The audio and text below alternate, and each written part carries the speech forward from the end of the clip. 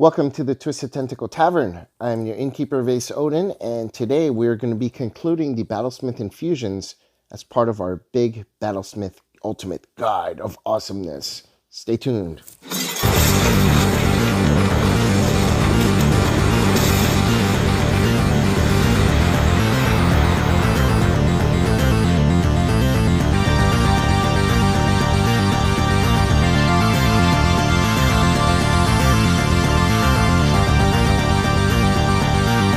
So at level 14, you get some additional items that you can replicate with your infusions. And we're going to go ahead and get started with all of them and go through them. So you get the Amulet of Health. This one brings your constitution up to a 19. It's a really good way to boost your hit points and buff concentration checks. I would say it's a much better option than the Headband of Intellect or Gauntlets of Ogre Strength. This is because you're probably less likely to have a party member with a con of 18 or more, since it's not really a primary stat. So definitely a good choice. Arcane Propulsion Arm. If you're a Warforged, this is a nice improvement to an arm blade, let's say, because not only is it a magical melee weapon, but you can also throw it and it comes back. It's like a repeating shot as part of it. So that would be pretty cool if you're going for that type of thing. Belt of Hill Giant Strength. This one boosts your strength to 21. It's actually a much better option than the Gauntlets of Ogre Power, because the chances of another party member having a strength of 21 are probably slim to none. Whereas with the Gauntlets of Ogre Power, you probably have all the people who need a high strength already there at the level that you're able to imbue an item with that. So this will be a very welcome item to a party member who focuses on strength and uses strength. I would definitely recommend this one.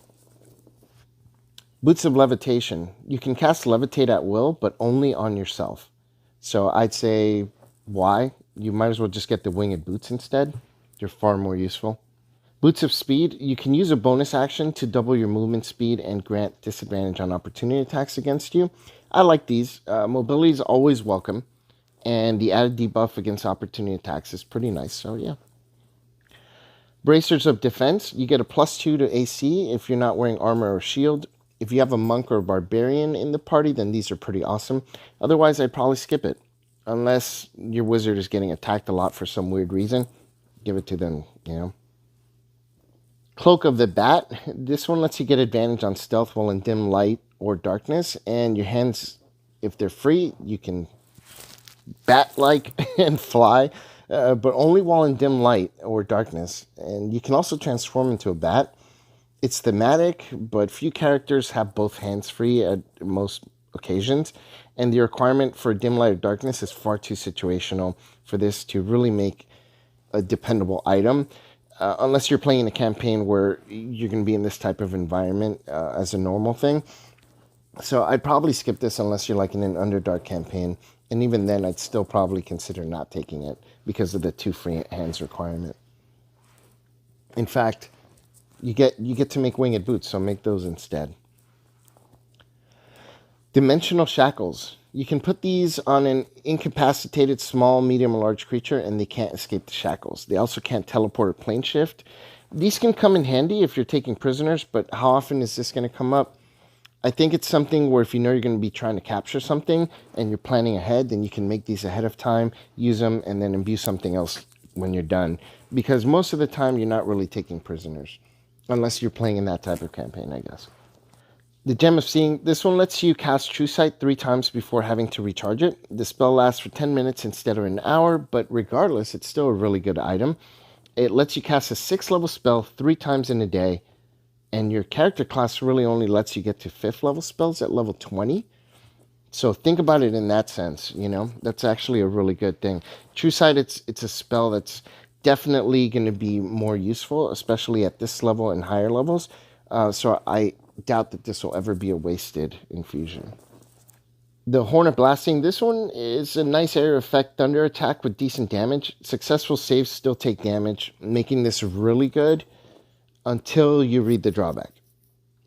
So a 20% chance to explode in your face, dealing you 10d6 fire damage with no save. I mean, that's brutal. And that's a 1 in 5 chance. That's pretty high. Too bad about that limitation. I'd say skip this 100% unless you're one of those people that really like to take risks. Ring of Free Action.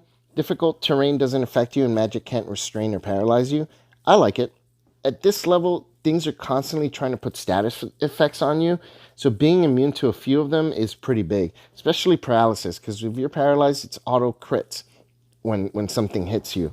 So I would probably take this one pretty frequently. Definitely a good idea. The Ring of Protection, a +1 to AC and saves is always good. And it stacks with the Cloak of Protection. So that would give you +2 to AC and +2 to all your saves. That's pretty awesome. For 2 attunement slots, yeah, so what? You get extra attunement slots at this point anyways. So it's really good. Ring of the Ram. This one's a range attack that can do 6d10 force damage on a hit. That's not bad. You only get to do that damage once before having to recharge it. But the damage is significant enough that I would probably give this to like a fighter with limited range attacks. So they have some kind of a ranged attack that's pretty forceful.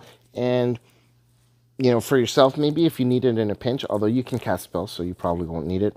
So it's good. It's okay. I would say it's okay.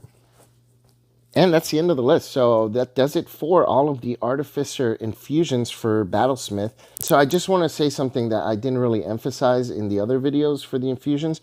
These are my thoughts on the infusions based on playing an Artificer Battlesmith.